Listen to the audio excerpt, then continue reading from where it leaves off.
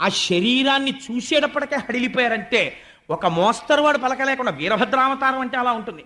అభ్రం లిహాదభ్ర విభ్రమ భ్రభ్రమ కృనీల దీర్ఘ శరీరమర, అటువంటి అంటే స్వరూపం అది. పుట్టగానే ప్రజ్వల జ్వలన దీప్త జ్వాలిక జ్వాల జజ్వల్యమాన కేశములు మెరయ, మిరిసిపోతున్నటువంటి జుత్తు, జండ దిగ్వేదండ శుంఠాభ దుర్దండ సహస్రధృతి హేతి సంఘమొప్ప, అటువంటి వాడే ఘన కపాలస్తి మలికలు తనరా, పెద్ద కపాలమాల ధరించాడు.